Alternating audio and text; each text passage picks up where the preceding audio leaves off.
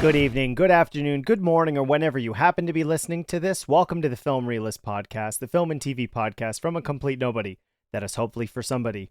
Episode 103, and I'm going to be reviewing Alien Romulus, but I'm not alone. I am joined by Kofi Outlaw of comicbook.com. Kofi, welcome back to the show. Thank you for having me back, man. It's good to be here. All right, so this is another instance of an 80s franchise getting an interquel. So we will be discussing it in a non-spoiler review and then a full spoiler. Timecodes will be listed in the description. Let's not waste any more time and jump into our non-spoiler review of Alien Romulus. There she is. You want to break in and steal highly regulated equipment. Kofi, I'm curious, before we get into the Alien Romulus specifically, what's your relationship with this franchise? It's wild. We're recording this like hours after I just did the hopefully award-winning Comic Book Nation podcast about this, where we did a whole Alien Romulus review and Alien franchise retrospective. So that's all to say that I am a hardcore Alien fan. I've been so since the 80s. I think Aliens was the first one that grabbed me, like so many other people. It was Aliens and Alien 3, weirdly enough, that grabbed me, because Alien 3 was one of those really crappy movies that I forget, are you an adult podcast? Can we curse here? I'm like, so... You can, but I'll bleep it. Oh, no, then we'll save you editing. Yeah, it's just like, even like the really crappy... Alien 3 was one of those crap movies that HBO played late at night all the time, like incessantly. So I grew up watching Aliens and Alien 3 a lot, and it was years before I would go back and watch Alien, the original. I think Alien Resurrection actually came out, and that was the first time I went to the theater and saw that. So I came in on the weird 90s portion of the franchise, but it made me go back, and after that, after Resurrection, I started getting into film and cinema for real as I got to the upper end of high school and into college, and that's when I got into cinema, is when, I had to go back and then watch Ridley Scott's original and really begin to appreciate what it was. So I'm a hardcore fan of the franchise, yeah.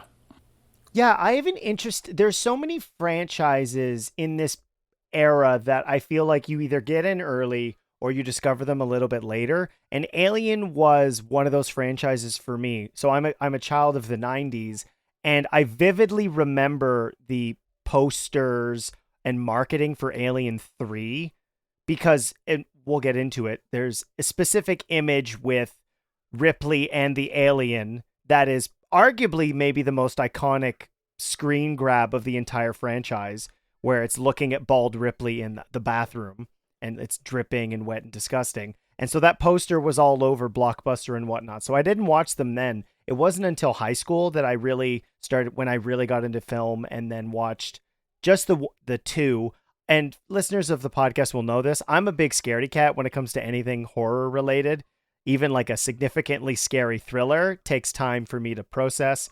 And so it took, watching the first one, it blew my mind. And I believe it's Ripley who's described it as essentially a slasher in space. I think he's undercutting the significance of the film, but it does play like that to some regard.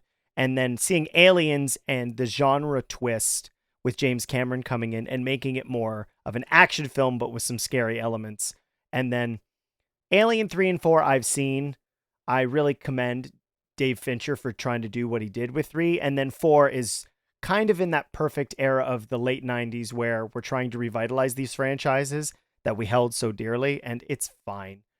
So my relationship going into this interquel, or this rebootquel, we're getting all these franchises where we erase the parts of them we didn't like. We've had this 3 times now with Terminator. We've had 3 Terminator 3s. And now we're getting, technically it's Alien 1.5, if I've read the wiki correctly for this, which is really interesting. So why don't we get in, what was your initial impression of Alien Romulus then, being a longtime fan? I gave it a 2.5 out of 5 in my official review on comicbook.com. it just wasn't. I'm reading Kate. You know, we were talking about Kate Onder before this. Shout out to Kate Onder if he ever hears this. But as we're getting into discussion now, he just posted his review, and he loves this movie, and it's throwing me as I'm about to talk about how much I don't like it. It just was. It kind of has brought me to a point where I think we've reached this flashpoint right now where fandom as a whole is kind of getting this referendum and re-examination. This whole idea of building massive fandoms, fandom universes, all of this is kind of, since Marvel has kind of crapped the bed and had to go back to the drawing board, we're all kind of looking at this stuff again. Since the accolade in Star Wars keeps generating so much, vitriol, Star Trek is such a divisive thing now, on the Paramount Plus. Is it? Yeah, no. I mean, Star Trek, people love Strange New Worlds. That's clear. But, like, Picard was a massive divisive thing. Discovery in its early season was massively divisive. And, like, there's so much going on that people are mad at this part, not mad at this part, they're mad at this part. It's just all over the place. These fandom universes have all gotten like this. And I think one of the biggest questions that this movie brings up for me, and that is now at the forefront of all this, is should a person who's a deep fan of a franchise be the person to make a movie in that franchise? And it's like, I don't think so anymore. I'm thoroughly convinced by pretty much what I've seen that in most cases, like, it doesn't work out well for a hardcore fan to make a new installment of the fandom they love. And on Comic Book Nation, I put this up to the comparison of Andor and Tony Gilroy, right, in Star Wars. Tony Gilroy does not give a living crap about so much of Star Wars. It is so clear and apparent. He's very diplomatic about it, but it's very clear that the people with the vroom vroom laser swords and the cutesy little aliens and stuff, he does not care. Could not care less. They said, hey, this is what we make here. And he was like, sure, here's what I'll do. I'll make you a story about the minute evils of fascism that grow into the grand evil of fascism and how it affects us in everyday life and how easy it is to slip into. And I'll put it in your little pew-pew laser universe with a few vroom-vroom spaceships, and we'll call it a day, okay? I'm not doing the vroom-vroom swords, and I'm not doing the cutesy aliens, but I will tell you a good story about fascism, and I'll set it in this pew-pew laser universe. And we get Andor because of that, like the most, however you feel about it, the most refreshingly, novelly, different expression of Star Wars that we've had in years. And so I think it's important. I don't know why I went that far with it on Comic Book Nation, because my brain's mush, but, I mean, the apples to apples comparison is just James Cameron, right? James Cameron didn't give a crap about Alien. Like, he liked it, I'm sure, but he clearly came in and said, right, that's cool, but I got an idea for a military action movie set in a horror sci-fi universe, and that's gonna be dope. And Aliens, and I did a whole retrospective watch back of all of these films. I did all 4 Alien films, Prometheus and Alien Covenant. I did all 6 this week. That's a commitment. Oh, it's easy. I do this every year. I rewatch Aliens, Predator, Terminator, and RoboCop movies every year because those are the 4 cornerstones. The individual 4 or the franchises? The franchises. There's like a period I binge all 4 franchises at different points, like throughout the year, every year.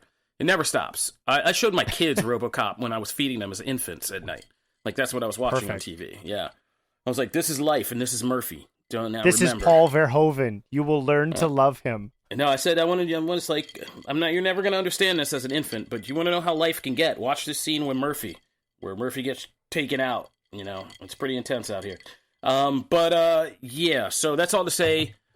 I think Fede Alvarez, this was a layup for me. Like, this is a lot of disappointment talking, because I love Fede Alvarez. I think he's one of the most talented horror directors of our time, and I love Alien. I think these 2 elements that I thought were going to come together so easily, they just didn't mesh like I thought they would. And it was kind of disappointing. I think that Alien Romulus, I think I said in my review, it's less of an Alien movie and more of a museum to Alien as a franchise. It's like a very well built and carefully thought out museum honoring the Alien franchise.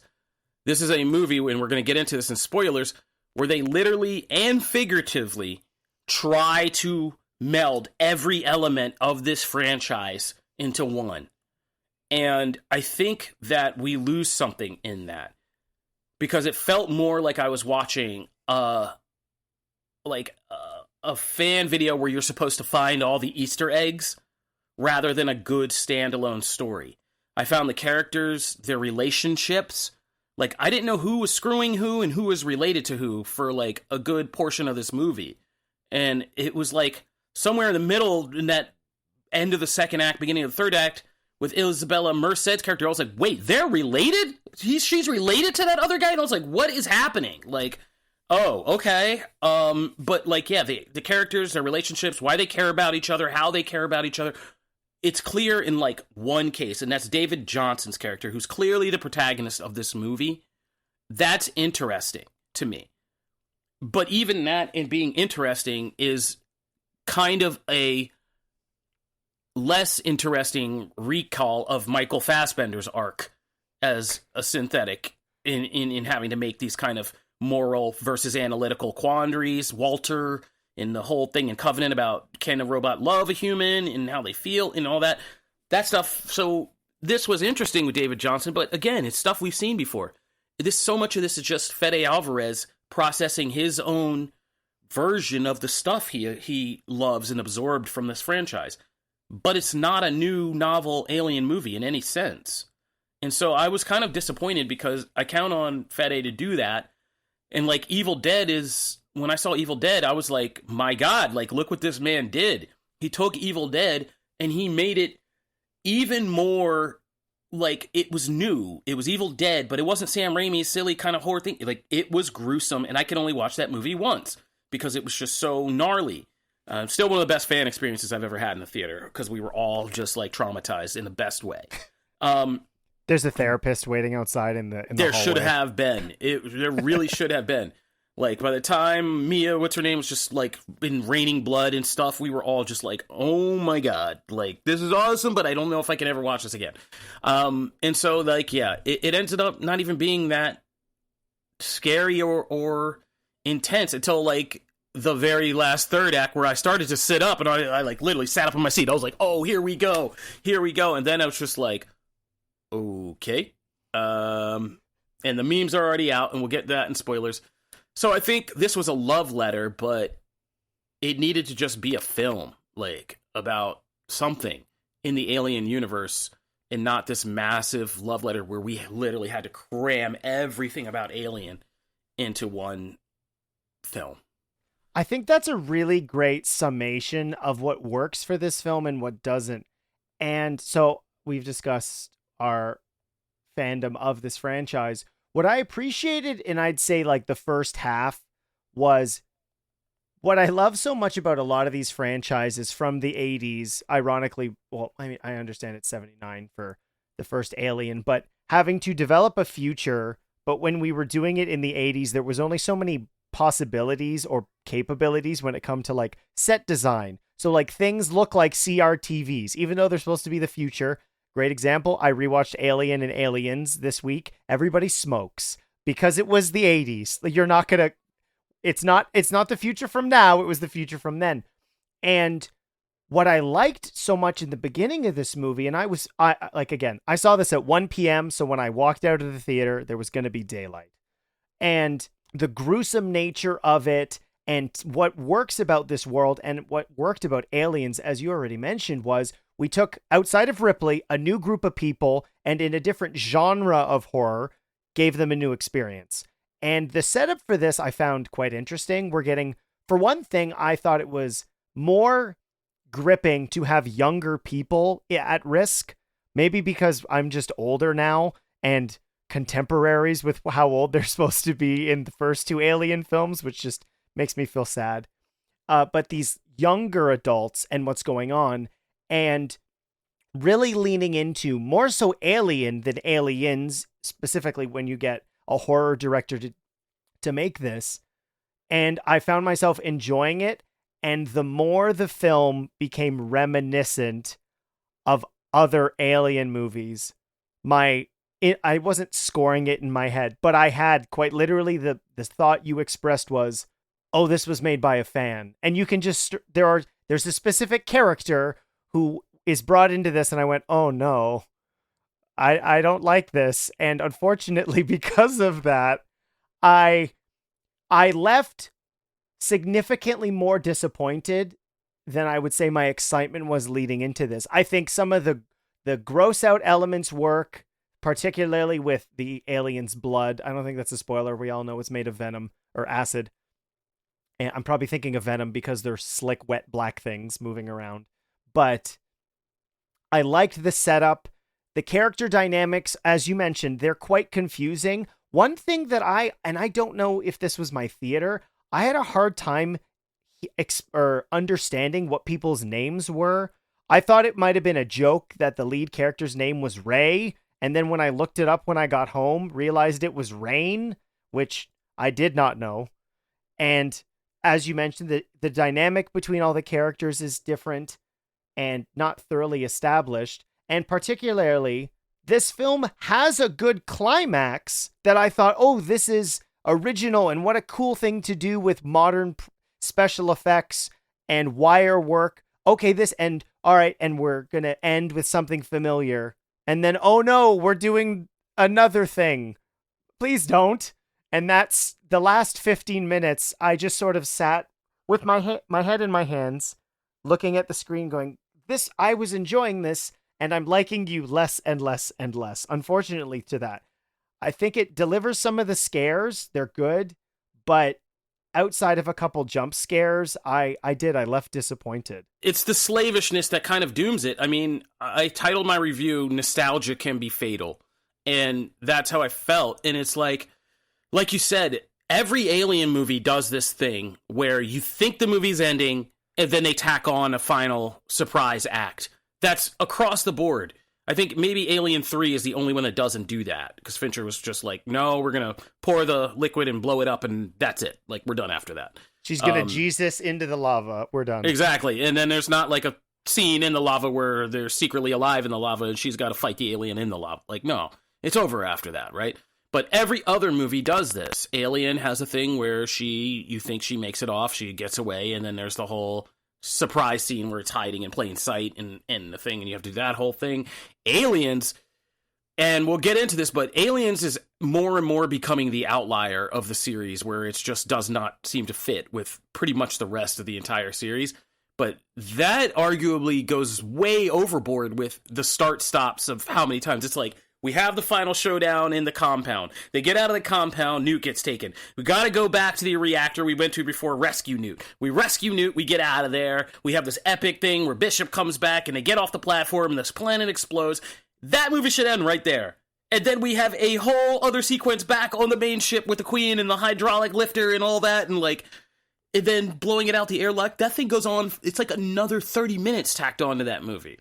And even when I was rewatching Aliens this week, I was like, I really kind of wish this just ended when they get off the planet with the dun, dun, dun, dun, dun, dun, and they fly away and the bomb blows up and Bishop saves them. I was like, we could have ended this right here. I didn't need this final boss battle, but yeah. And so this movie tries to do that again.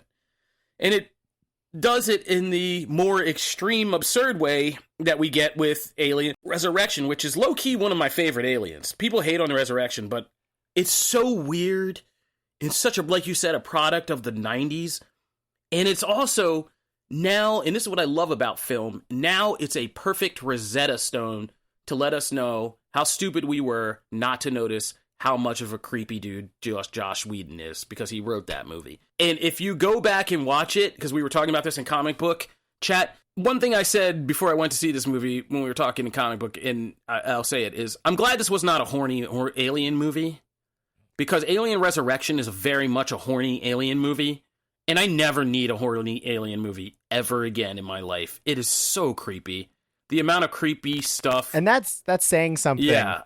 Like, the designs of these creatures from Giger, it's, I think there's only so much really to talk around. Unfortunately, you and I are not hot on the film, so why don't we jump into spoilers, because then we can really dive into, I think, what hurts this film the most, as you said, the nostalgia of it. So if you don't want to be spoiled, jump out now, And if you want to jump to question of the week and you don't want to be spoiled, totally fine. I'm actually really looking forward to asking Kofi what the question of the week is this week. So we're going to jump into spoilers. You have been warned. Kofi, do you want to do your famous Falcon spoilers? Spoiler alert! Ah! Is this really where you want to spend the rest of your life? You know I don't.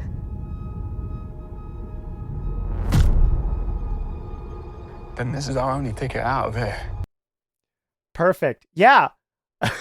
So where do you want to start? Do we want to start at the ending and then go back to the beginning? Yeah. So when we got to throughout this whole film, I was just like, the amount of member berries was so on the nose. Like, right when we start, and it's like the wreckage of the Nostromo, I'm like, okay, well, didn't need to be that direct with it, but sure, that's interesting. That, they established that this movie is set because there's 57 years between when Alien ends and when Ripley is found and reawoken for Aliens. This movie's like, what, 10, 20, something, like 8 to 10 years after the Nostromo or something like that? Or 20 years or something like that. It's in between the 57. They said 20, yeah. Yeah, so yeah, it's in between. It's like smack dab in the middle. So it is, like you said, an interquel. Yeah, so I didn't need that, but it was fine, I guess. But like when we started to throw in the Prometheus stuff, I was like, oh, okay, like we're really pulling this all together, because that was one of my questions after rewatching the whole series. There is just one more step that's not explained. We all were very hard on Prometheus and Alien Covenant, but when you watch them together, if you watch Prometheus, Alien Covenant, and Alien together as a trilogy almost, it's actually a fascinating story, because it basically means that what the Nostromo found was just one form of xenomorph mutation, right? Prometheus and Alien Covenant established that there's an infinite form. This bioweapon either eliminates things or mutates things and creates, and it's a terraforming thing. It both wipes out life, but it also creates new life forms. And these life forms are superior, they're perfect. And going with that idea from Prometheus was interesting to me. But when we started creating the Prometheus fluid, and we have face huggers, and we have the birth thing from Alien Resurrection brought back at the end with Isabella Merced's character, I was like, this is when I knew, I was like, you're too much of a fan. You're so much of a fan that you love it all. But you should have, as a filmmaker, a discerning editing head that says, cut this, cut this, cut this, keep this, cut that, keep this. And or leave something open-ended. That's, to me, what was more shocking, because the cynic in me sees a lot of these revitalized franchise. Like, here's a good example. I loved the 20th Century Fox Planet of the Apes trilogy. Thought it was fantastic. And then Disney's like, well, this made money, so we own it now. We're going to make more. And I quite enjoyed Kingdom, knowing that was going to be more. Obviously, Alien's been a lot less of a success just in terms of unadjusted numbers.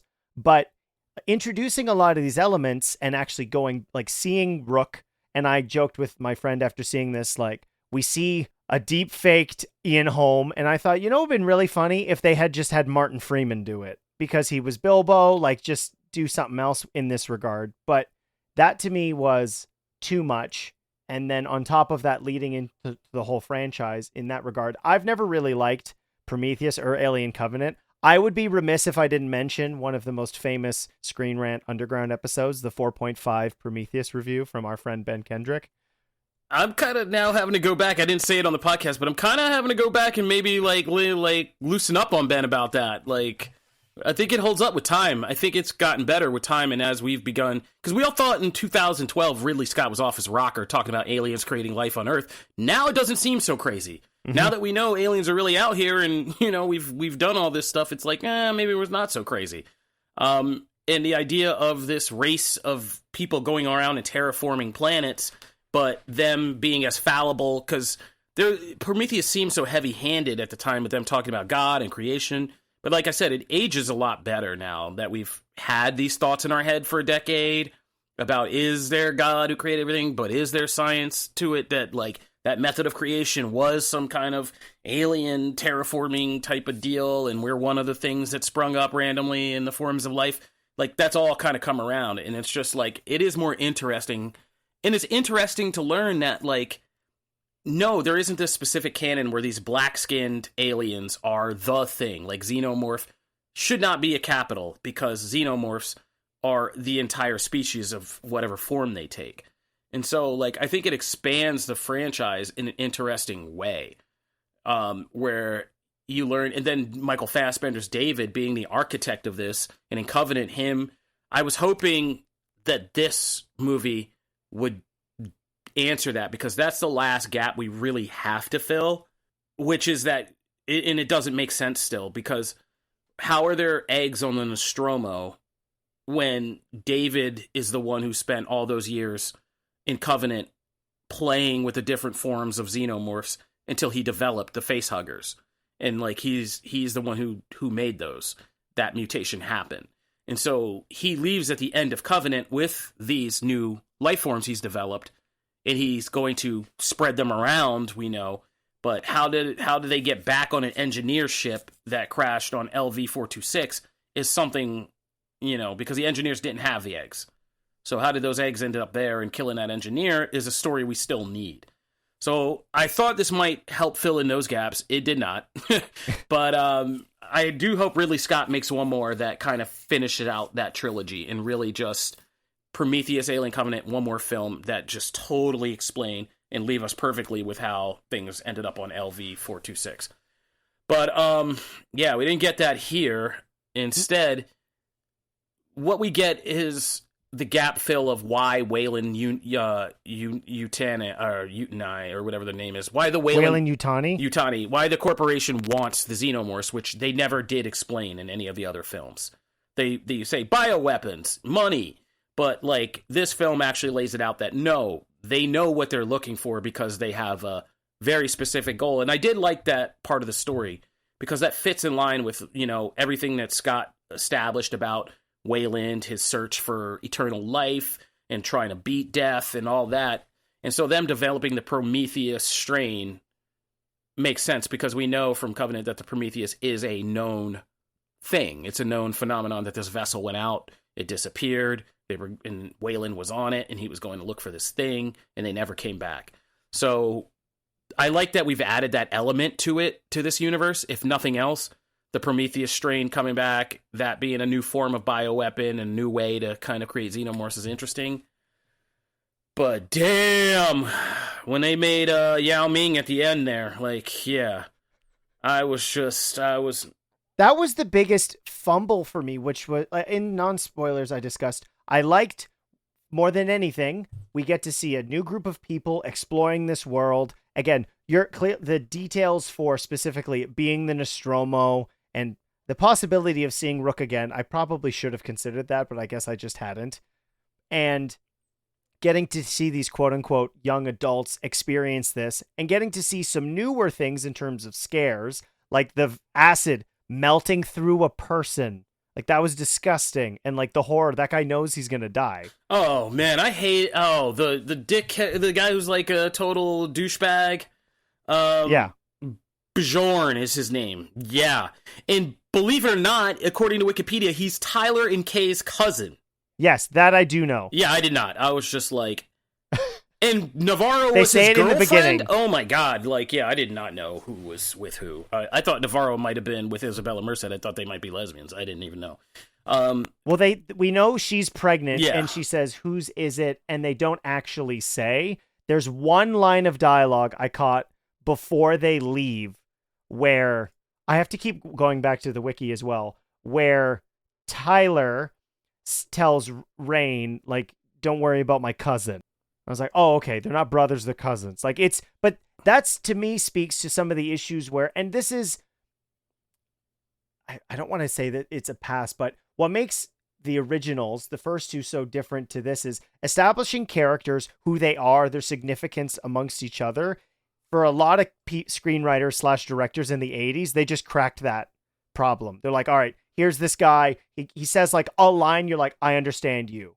Like, you get who these people are. And they're, to some degree, and I had a conversation about Avatar, The Way of Water recently on Twitter about this, where it's like, I need to know who these people are, but if you give me too many, and they've only said one thing, I might forget about them, which is something I think Avatar does. And in this, it's very muddled, And I enjoyed the experience of them going through and getting to see some new, I mean, again, I only rewatched the first two, newer elements with like the face huggers through the water, a lot of the things we can do with more modern practical and CGI integrated effects I enjoyed.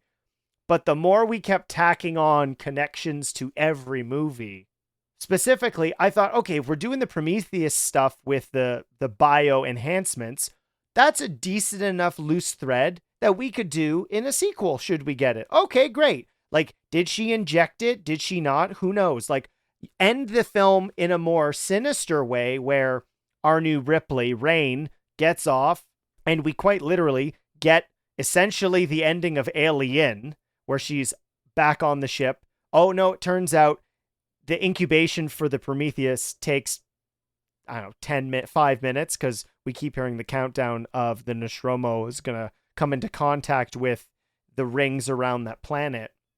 And we get a Voldemort-looking alien, and then we're going to get another 15 minutes, and we just get Alien to the point where she crawls into a spacesuit because the cryogas gets, I'm assuming it's probably nitrogen, gets released, so she's got to jump in a suit. And as if somebody who does not have as extensive a knowledge of this franchise, that was a big red flag for me where I went, I like the first two, I've seen the other ones, but I don't want to be thinking about the other movies. Like, having Rook in it, okay enough if we're really trying to tie these things together. Did I love that? No, particularly because deep faking or digitally recreating dead actors, we've still not cracked it. And we don't need to. Like, No, we don't. Like, Marvel got it right with Brave New World, right? Like, you have Harrison Ford come on, they make a joke about the mustache, and we keep moving, right? That's the way you do that. Trying to kind of like, it was disturbing to watch those scenes. It wasn't even disturbing, it was just taking me out of the movie.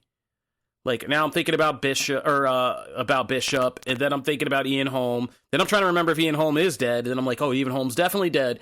Oh, right. And I'm thinking everything except what Rook is saying, which is some of the most crucial stuff you're actually supposed to be listening to. Like, some of the most crucial turns in this movie are what Rook tells you, and you're supposed to be listening to that, but it was just constantly looking at him and being like, I'm a little unnerved. Yeah, and you talked about Andy, who, outside of Rain, I have to keep reiterating that so I don't forget it. I found that really interesting. Somebody who's almost a broken, I mean, he's a broken android and is almost demonstrating tics, like, at least from my perspective, it was like similar to somebody on the spectrum. No, I got an autism spectrum child downstairs, and this is the second time this summer in August that we have characters that are like just kind of weirdly autism coded. This one and Jamie Lee Curtis in Borderlands for some reason, which I still don't understand for the freaking life of me. I don't understand that. I was a little more offended by this. We don't need to worry about Borderlands. Nope, it's not going to hurt us anymore. Nope. I was offended by that one. I was not offended by this one because they actually take the autism coding and make a very powerful story out of it.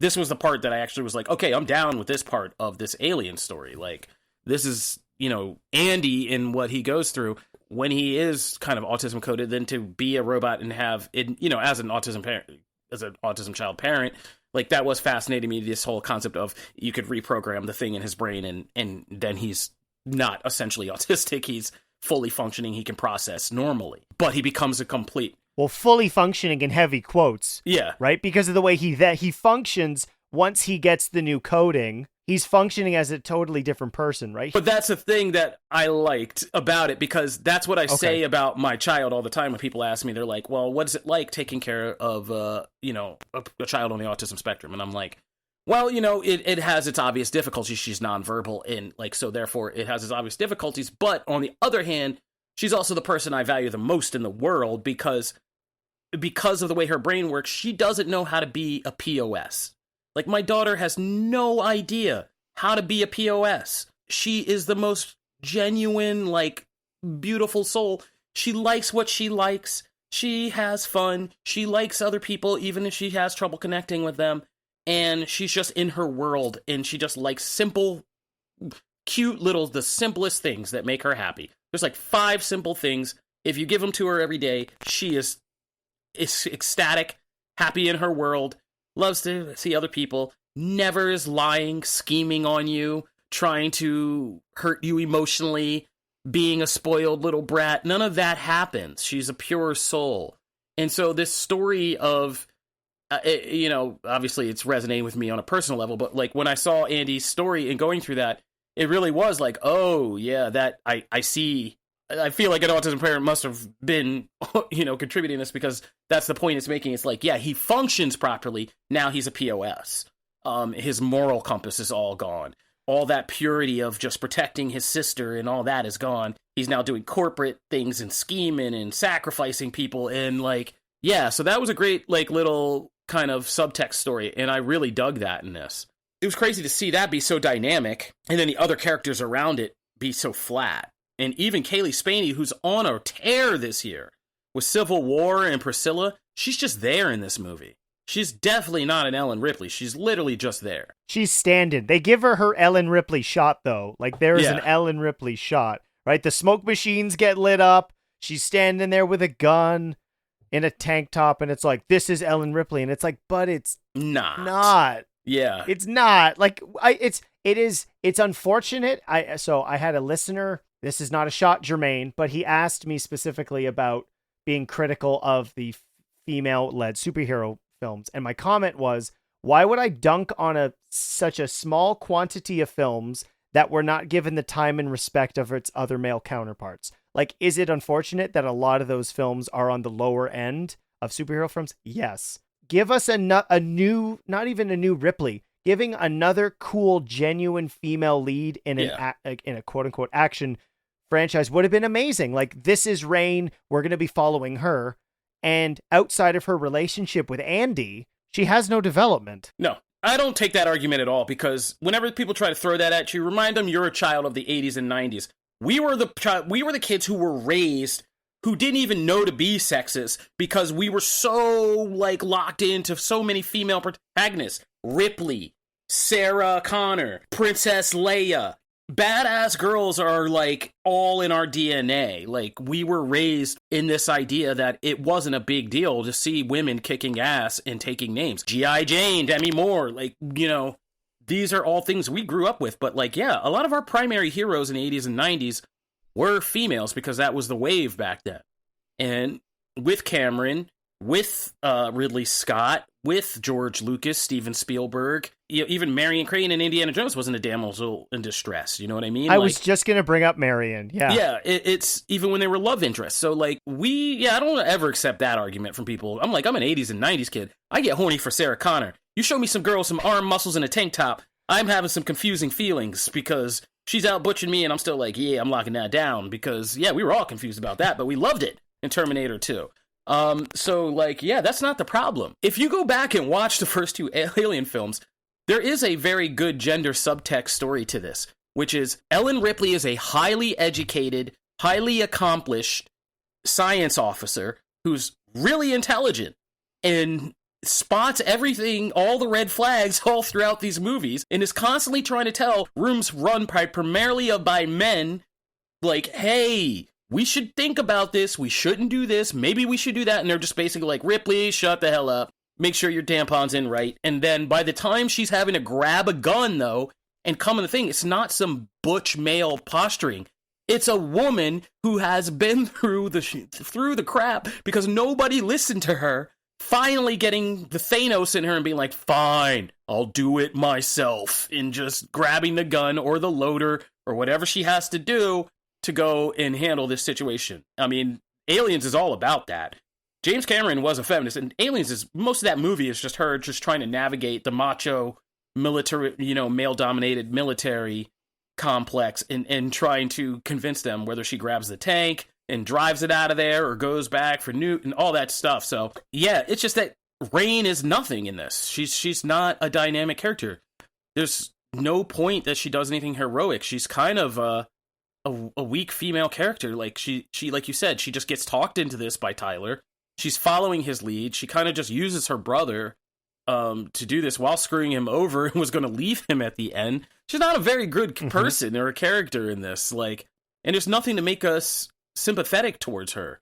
Like, we're arguably more sympathetic towards Isabella Merced when we know she's pregnant and things like that than we are towards Rain.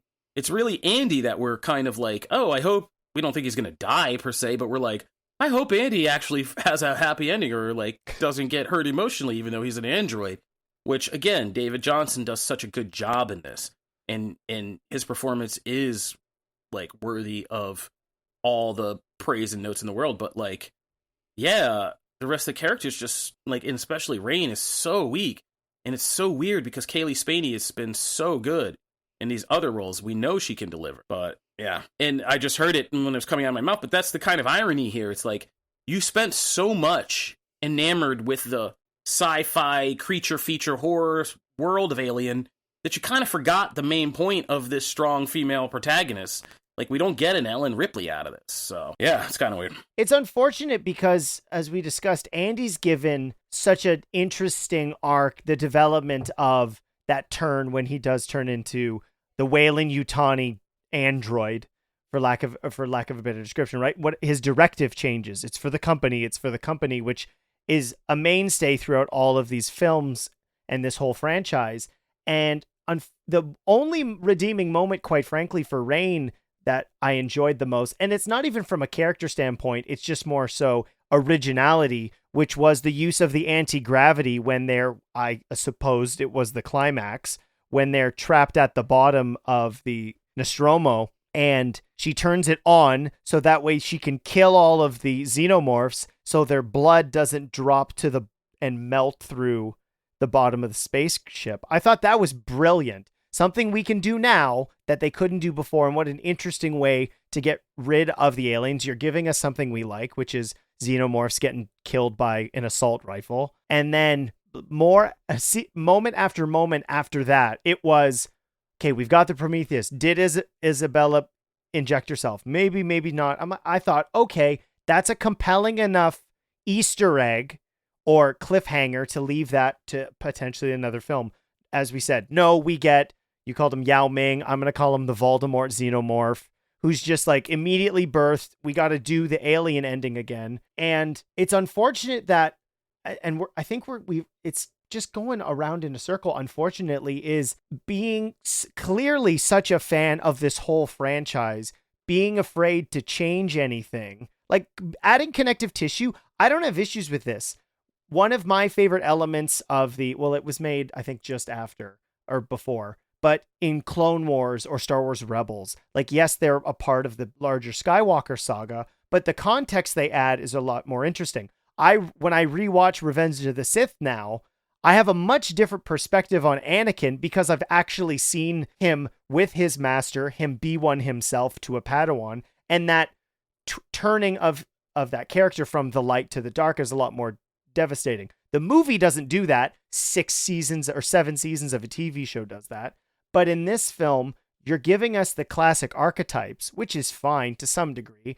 The horror element really being apparent, not even in a sci-fi state, but kids going to camp. I was thinking about that leading into this, where you're giving us, we keep calling them children, but they're like 25. Yeah, they're young adults. Yeah, they're Gen Z. They're right? Gen Z after college. That's literally what this movie's about. We had a pundit who was like, he loved it because he saw the movie as his first premiere after leaving his parents' house in Boston and moving to New York City. This was his first event to go out to, one of the comic book staffers. And he was like, oh, it struck with me. He was like, I just got out of my parents' house. I understood everything in this movie. And I was like, yeah, maybe it's just a Gen Z alien movie then. Like, maybe, but just in terms of structure, I think what's most disappointing, and going back to Fede Alvarez's filmography, taking familiar genres. I mean, Don't Breathe was, I believe, one of either directed and wrote or one of the other. He did. That doesn't. He's only done 3 directorials. He's done Evil Dead, Don't Breathe, and, if you can believe it, A Girl in the Spider's Web, that failed Elizabeth Salander, a reboot attempt with, I believe, Emma Corrin, was it, as Elizabeth Salander?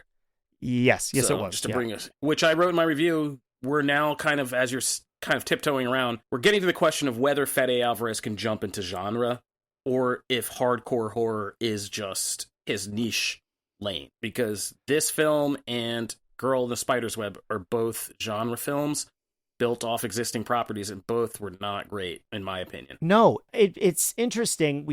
As you discussed, in terms of nostalgia, when this film was less referential, I enjoyed it. And then when we were just doing things that we'd seen before, my investment dropped significantly, because I get growing up with this and being a fan of it. He's talked about in his press, but if you're just going to give us a rehashed version of stuff we've seen, I feel way less compelled to watch it. I brought up Planet of the Apes already, but what I love so much about that trilogy, and on top of it adding into Kingdom, which is they're taking elements from that franchise, which is hilarious. If anybody's actually watched the original Planet of the Apes 5 films, it's insane stuff that happens. I mentioned in my review for Kingdom, instead of us going to the center of the earth and meeting people who pray to a nuclear bomb and everybody's bald and in robes and whatnot, they put that set up. Instead, it's people who lived in a bunker in the center of the earth, not center, on land, in abandoned bunker, and they're trying to reconnect. So it's giving familiar elements, but doing something entirely new, where if you pitch this as, going back to what I was saying, Gen Z's going into space doing the thing they're not supposed to do, right? Like whether that's, I'm contextualizing, like stealing daddy's car, or, breaking into a locked estate, something generic that you would see in a lower budget horror film. If that's the pitch for this, that to me is really interesting. And for a portion of it, that's what this is, until it just starts becoming, hey, remember all this alien stuff? We're going to weave everything together. And being a general fan, I was way less interested in that. Yeah. Oh, man. Oof. Yeah. I think you kind of said it right there. That might be it. That might be the point where I don't want to keep beating up on Alien or Fede Alvarez, but I think you just kind of hit it on the head right there. Yeah, I think, what's funny though is one thing that had me dying laughing unintentionally in the film was having them drawing out to an insane degree the reveal of what she gave birth to. There's a good 2 to 3 minutes, I think, of them building up the scene, because it's things happening in different places. Like the birth scene is happening, but Rain is off doing something else and, getting ready for cryosleep or whatever. They're getting the ship ready. And so there's people in different places doing different things. And then they all realize, oh crap, this is going down. By the time poor Kay is getting just eaten by her own baby man, they drag out the reveal of what's actually come out of her and what it looks like and all that. And then when it finally shows you, I nearly busted out laughing in the theater. I was like, are you serious right now? Like, it looks like Timothée Chalamet's face pasted onto a white xenomorph. It's got the human facial structure, so it's different than the Resurrection one, which was more like a human skull. Well, right? Because that one had like... Well, that was just a human xenomorph, but if you check the actual rundown of the film, this is, like I said, this is a literal and figurative combination of everything in the franchise. So it's a human xenomorph engineer hybrid. It's all three. Oh. So, yeah, that's what that bald white head is. That's because, that's why when she injected but that doesn't explain, again, that's a massive plot hole. Because the engineers are not, as far as we knew, the engineers were a race that created this bio-transformative mutagen. They themselves were not created by it, as far as we knew. Now, that's new mythology if that's what this film is positing, but that's kind of what it's positing. It's positing that the engineers were this perfect race because they were created from this substance as well, through whatever mutagenic means gave birth to them. Because there's no way she should have had an engineer come out of her, but she used a Promethean serum on herself. So, okay, you're basically saying that creates the engineers, which is a very different take than what we get in Prometheus and Alien Covenant. So that's a plot hole that we got to kind of maybe talk about. No, that's an engineer that comes out of her. It's part xenomorph. It's part xenomorph, part engineer, and part human. So maybe it speaks Spanish. That might be the only... We don't know. And yeah, that's that's why it looks the way that it looks, because it has it has human body type, but the elongated limbs of a xenomorph, and I think that the teeth or something in the mouth. It has that little... Doesn't it have like a mouth thing in it? It's got like a slug as opposed to like another mouth like the xenomorph has. Yeah. Yeah, it looks like it vomits up a slug. Yes. Oh, yeah, that's right. And then, yeah, and so that's the xenomorph part. Then, obviously, the face and the head and the height is an engineer. Yeah. So, yeah, it's all, but it doesn't make any sense. It's just literally everything in the Alien franchise crammed together into one, and it looks about as ridiculous as you think it would. So yeah, it's unfortunately it's not scary. I don't. Who knew we'd come out of this with more respect for Alien Resurrection? Hybrid xenomorph is now. I mean, he's kind of goated above this one. It's certainly a scarier design. Like, I don't want to be laughing at the scary monster. That should not be the goal, unless it's a parody on purpose, which I don't think it is. No, I mean, when they first showed it, I was like, this is going to be funny. Like, it's just going to fall over and die because it's such a mess, right? But no, they were very serious with like trying to make you scared of this thing. And it's also the ending of how they kill it is it is literally all three of those Alien movies combined into one. It's Alien, Aliens, and Alien Resurrection, the endings of all those movies combined into one. Because, yeah, it's the secret, like, oh, we got to have a fight in the hangar before cryo sleep, thing. It's the Aliens where they dumped the queen out of the airlock and have that whole fight. And if I'm not mistaken, that's the film also. Yeah, they hit her with and they do the thing where they hit her with a vehicle and knock her out at the very end or something like that. No, that's Covenant. That's Covenant. They do that actually. Yeah. Covenant. They're hanging on the ship and with Danny McBride. The crane swinging around. No, they get back because remember, because Covenant still does the alien thing. They get back to the ship with the crane and they think it's all good. But then there was one in the guard who they had the burn on his face. They got the face grabber off him, but it's still implanted in time and they didn't know it, which is stupid. You should have checked everybody. But it comes out and then it kills Jesse Salome and his lady in the shower, and then they have to hunt it down. And they go into the vehicle bay, and Danny McBride and Catherine Waterston have that whole fight in the vehicle bay in zero gravity, and the dump truck comes forward, and she ducks under it, and it smashes through the alien and drags it outside. So it's all of them. It's all of these movies. And if you're going to do that, at least to have the courage to have that alien have its asshole get sucked out a space window, just like Josh Whedon did. We were talking about that. We're all still traumatized by hybrid xenomorph's death. There's so many particular moments where it's like, I'm not ready for this. I remember the first time I watched Raiders of the Lost Ark, and you see everybody's like, I mean, they're Nazis, so no sympathy, but like their faces melting. Alien Resurrection's a good example. That's a PG movie, by the way. Because Raiders of the Lost Ark, if you guys don't know 80s and 90s lore, we didn't get PG-13 till Gremlins, okay?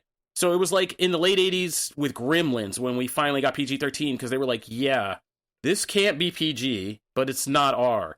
Yeah, it was that in Temple of Doom because everyone says the only reason, which ironically, I've been trying to go through films I hadn't seen in theaters, like whenever up here Cineplex does one of those anniversary screenings. So I just did Temple of Doom.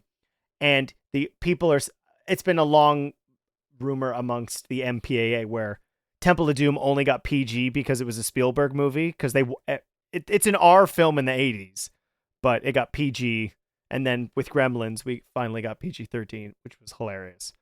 Yeah, because Indiana Jones takes a lot of hops outside of PG really quickly. Like the scene where that man there's the face melting scene, but what screwed me up was the random airplane blade shredding a man's head off. Like where you're just like where they're fighting and then the plane comes around. And then they give you that nasty shot of the plane and the blood just... And you're like, oh my god, you're like a kid on an adventure serial, like watching an old 1930s adventure serial that a man's head gets shredded by an airplane blade. A Nazi gets and filleted. Then faces melt with Jesus ghosts melting your face, which was so confusing religiously. I was like, Jesus, please don't melt my face if I sin, please. But yeah, man, wild times, and that's why we are the way we are, people. Yep. If you ever worried why our generation's exennials are crazy, it's because, yeah, we saw men get their heads chopped off by planes, faces melted off, little monsters killing people and getting blown up in microwaves, and they were all like, well, that's PG for you. And we were like, okay. Yeah, it doesn't mean the same thing anymore. We were talking the other day, I was 9 when my mom took me to see Terminator 2, and I think I might have been 8 or 9 when I saw Die Hard 2. So I was really screwed up because me and my little brother were talking about how after Terminator 2, he was about 7, I was 9. We wouldn't come near our mom for about 3 weeks after Terminator 2. Like, we refused to be near my mother, and she, like, really took that personally. But she didn't know she had screwed up. We were like, we're not getting speared through the face. Like, I'm not getting speared through the face. I don't have a woofy here to bark at you, like, Simpler times. Yeah. All right. That But, will do it for our Alien Romulus 80s Yeah. MPAA criticism review. If you had been a real alien movie, you'd have gone Die Hard 2 route and stuck an ice pick through a man's eye just to let these Gen Z kids know. Oh, man. I like Die Hard 2. I did too, but it's so violent. It's so crazy violent. And when it's not crazy violent, it's Steven, what's his name, just doing naked karate in the mirror for some reason. And you're like... Yeah, from Shawshank. You're like, what is happening? This movie. Can I ask you a question? Can I ask you a question? Just one? There's something I've been meaning to ask you. I ask the questions, you answer the questions. Nothing more, nothing less. Did that count as a question? Yes. Damn it. Okay. This week's question of the week came off of the back of Deadpool and Wolverine. The day we are recording this has officially become the highest grossing R-rated film of all time. So my question was, what is your favorite X-Men film? Kofi, what is your favorite X-Men film? My favorite X-Men film, Days of Future Past. Days of Future Past is like, you're talking about how to bring a franchise together and all of that. Like, it was really good. And I really, really liked that one. Yes, that was a personal favorite of mine. It was that and Logan. I did a ranking. Everyone who's listening to this will have seen it, but I did a ranking like S, A, B, C, D, F. And Days of Future Past and Logan were my only S tiers amongst that. Now on to the listener responses. Stephanie writes in, didn't realize how little of the franchise I actually had seen, but X2 was a Rainy Cottage favorite for me. James Strecker, Watchtower Database. Hey, James, probably Days of Future Past or Logan, or the first film just for nostalgia. Haley writes in, First Class. David Naranya writes in, I am partial to the very first one. Brian Manili, can I be so lame and say Deadpool? It's just so good. But I really appreciated X-Men 2, if I'm remembering correctly, because the inclusion and adaptation of Nightcrawler. He's just such a beautiful character in that movie. Dylan Pollock, favorite X-Men film has to be Logan. It's just so good. Days of Future Past is near the top as well. And then we have an email here. Greetings. Hopefully I'm not too late with this message. I'm very experienced in the world of... I'm not very experienced with an X in the world of X-Men, but I do remember enjoying whichever film had Mystique as the main focus, taking place in the 60s or 70s. Keen, you're discussing Days of Future Past. It seems to be quite a popular one here. I've also heard the new X-Men, the animated series, is really good, but I have not watched it. Sorry, not much insight from me this week. Keep it keen, Keen Machine. Thank you, Keen. I always appreciate your emails. So Fire on TikTok responded with First Class. I love Jennifer Lawrence. And V. Kent also said probably First Class. We have a new review on Apple Podcast for Somebody. Kyle's podcast is always a fun listen if you want to hear the latest news and shows reviews.